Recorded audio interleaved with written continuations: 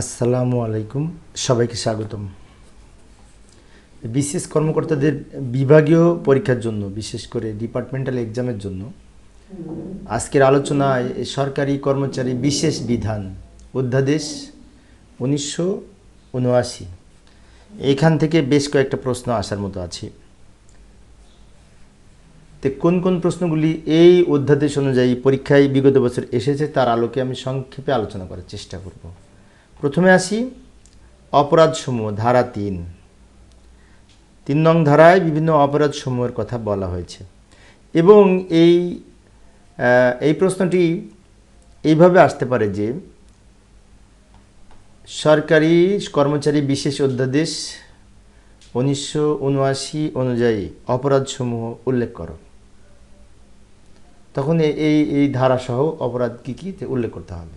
এই প্রশ্নটি বিগত পরীক্ষাগুলোতে 19 বার এসেছে, তাই আমি স্টার চিহ্ন দিয়ে রেখেছি, 5টা স্টার চিহ্ন, মানে খুবই মোস্ট ইম্পর্টেন্ট। 19 বার এসেছে বিগত পরীক্ষাগুলোতে, বিভিন্ন প্রথম পত্রে এবং দ্বিতীয় পত্রে বিভিন্ন সময়ে এসেছে।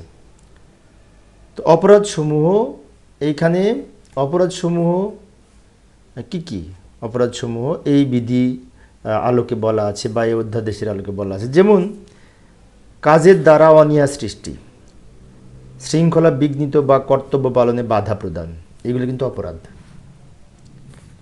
কাজের অনিয়াসী মানে নিজের কাজের প্রতি বিশেষ করে নিজের গুরুত্ব থাকতে হবে, অনীহা প্রকাশ করা যাবে না। শৃঙ্খলায় বিঘ্নিত করা যাবে না, মানে বিশৃঙ্খল করা যাবে না। কর্তব্য পালনে বাধা দেওয়া যাবে না, একজন সরকারি কাজ করছে, সে সরকারি কাজকে বাধা দেওয়া যাবে না, এগুলো কিন্তু অপরাধ এই ধারা অনুযায়ী। কর্মে অনুপস্থিত থাকা, এটাও কিন্তু এই অধ্যাদেশের আলোকে এটাও অপরাধ।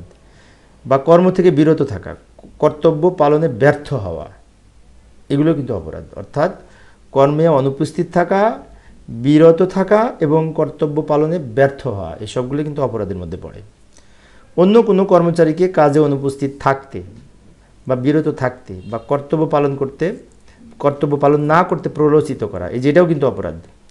অন্য কোনো কর্মচারীকে অনুপস্থিত থাকতে বা বিরত থাকতে বা কর্তব্য পালনে না পালন করার জন্য প্ররোচিত করা যাবে না, এগুলো অপরাধের মধ্যে পড়ে।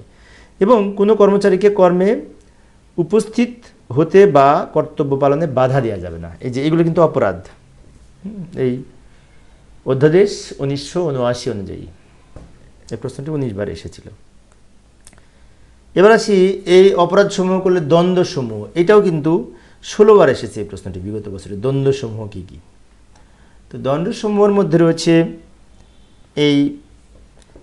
এই অধ্যাদেশের অধীনে 3 রকমের দ্বন্দ্ব আরোপ করা যেতে পারে। এটি ধারা 4-এ বলা আছে দ্বন্দ্বসমূহ, অর্থাৎ অপরাধসমূহ সম্পর্কে বলা আছে ধারা 3-এ, আর দণ্ডসমূহ সম্পর্কে বলা আছে ধারা 4-এ। কি বলা আছে?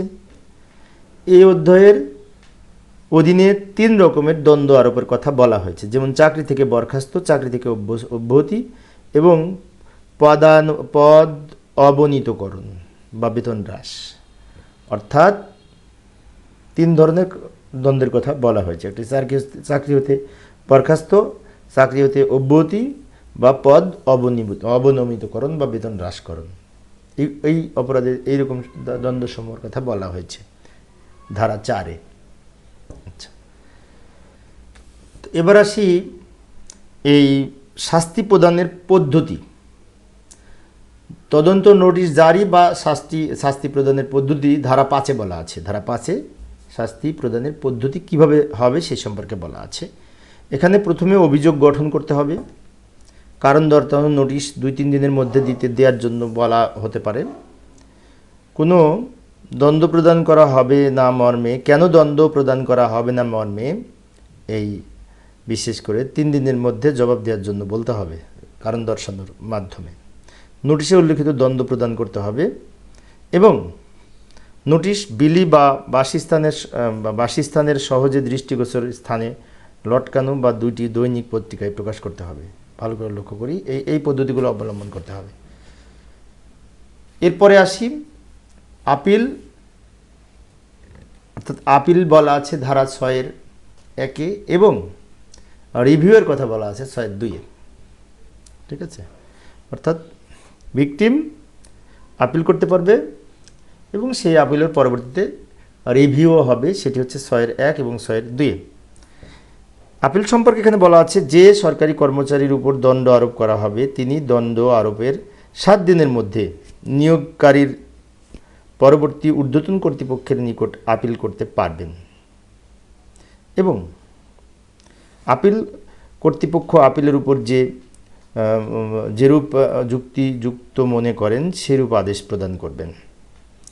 অর্থাৎ 7 দিনের মধ্যে যিনি সরকারি যার উপর দণ্ডটা আরোপ করা হবে তিনি 7 দিনের মধ্যে আপিল করবেন এবং ওই আপিল পরবর্তী নিয়োগকারীর ঊর্ধ্বতন কর্তৃপক্ষের বরাবর আবেদনের মাধ্যমে আপিল করতে হবে এবং কর্তৃপক্ষ যুক্তিযুক্তভাবে সেটি বিশেষ করে যুক্তিযুক্তভাবে পর্যবেক্ষণ করে সেরূপ আদেশ প্রদান করতে পারবেন।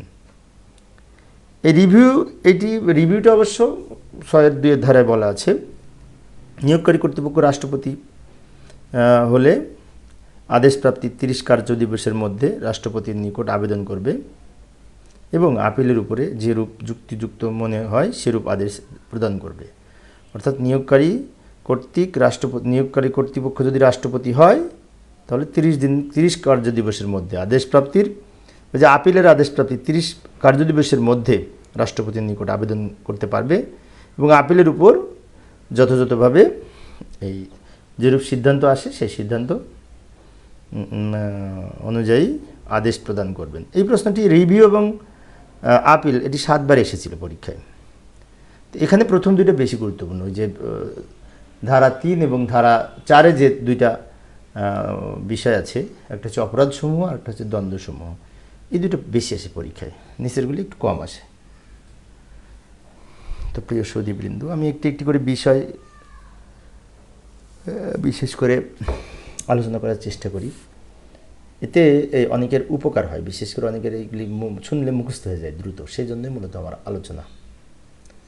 পরিশেষে সবাই ভালো থাকবে এবং সুস্থ থাকবে এই কামনায় খোদা হাফেজ।